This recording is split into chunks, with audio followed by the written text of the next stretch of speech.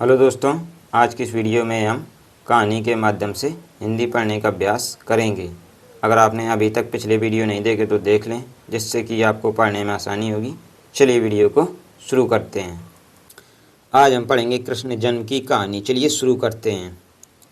द्वापर युग में भोजवंशी राजा उग्रसेन मथुरा में राज्य करता था। उसके आतताई पुत्र कंस ने उसे गद्दी से उतार दिया और स्वयं मथुरा का राजा बन बैठा।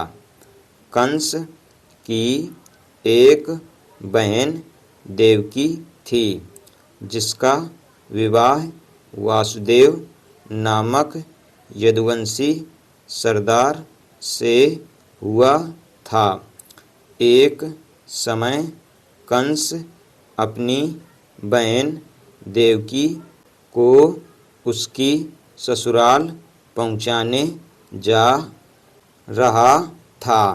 रास्ते में आकाशवाणी हुई, हे कंस, जिस देवकी को तू बड़े प्रेम से ले जा रहा है, उसी में तेरा काल बसता है। इसी के गर्भ से उत्पन्न 8वां बालक तेरा वध करेगा। यह सुनकर कंस वासुदेव को मारने के लिए तैयार हुआ।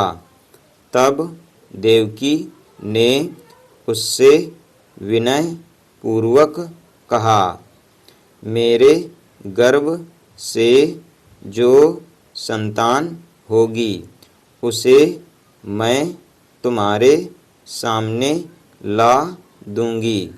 बहनोई को मारने से क्या लाभ है? कंस ने देवकी की बात मान ली और मथुरा वापस चला आया। उसने वासुदेव और देवकी को कारागृह में डाल दिया। वासुदेव देवकी के एक एक करके 7 बच्चे हुए और सातों को जन्म लेते ही कंस ने मार डाला।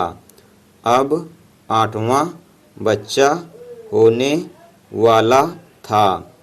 कारागार में उन पर कड़े पहरे बैठा दिए गए। उसी समय नंद की पत्नी यशोदा को भी बच्चा होने वाला था। उन्होंने वासुदेव देवकी के दुखी जीवन को देख 8वें बच्चे की रक्षा का उपाय रचा। जिस समय वासुदेव देवकी को पुत्र पैदा हुआ, उसी समय संयोग से यशोदा के गर्भ से एक कन्या का जन्म हुआ, जो और कुछ नहीं सिर्फ माया थी। जिस कोठरी में देवकी वासुदेव कैद थे, उसमें अचानक प्रकाश हुआ और उनके सामने शंख चक्र गदा पद धारण किए चतुर्भुज भगवान प्रकट हुए। दोनों भगवान के चरणों में गिर पड़े। तब भगवान ने उनसे कहा, अब मैं पुनः नवजात शिशु का रूप धारण कर लेता हूँ।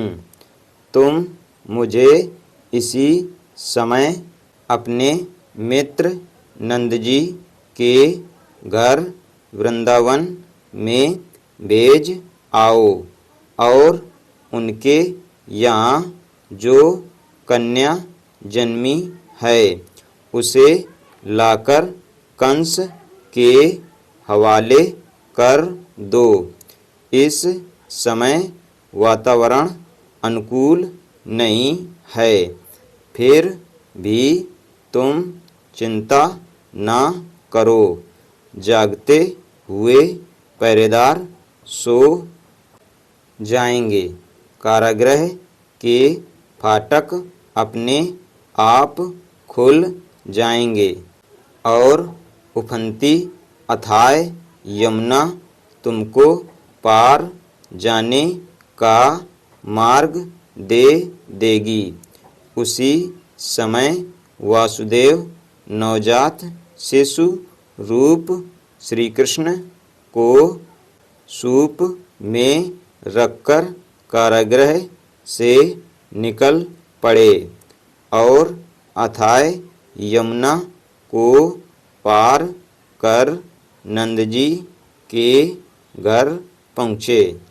वहाँ उन्होंने नवजात शिशु को यशोदा के साथ सुला दिया और कन्या को लेकर मथुरा आ गए।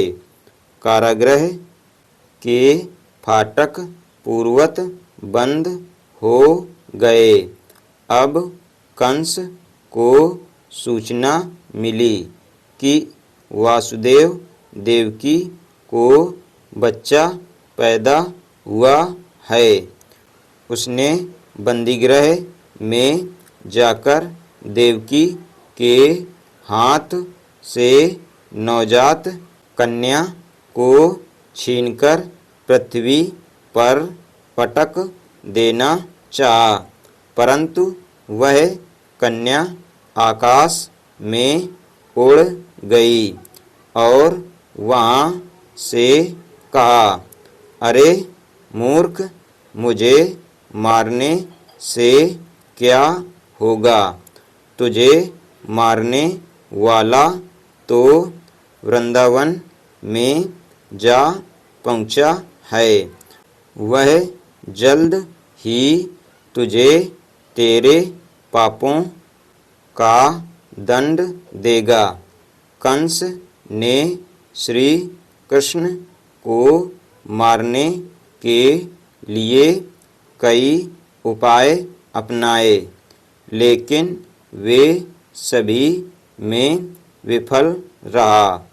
श्री कृष्ण और बलराम के अद्भुत पराक्रम को देखकर कंस ने उन्हें एक पहलवान के हाथों मरवाना तय किया।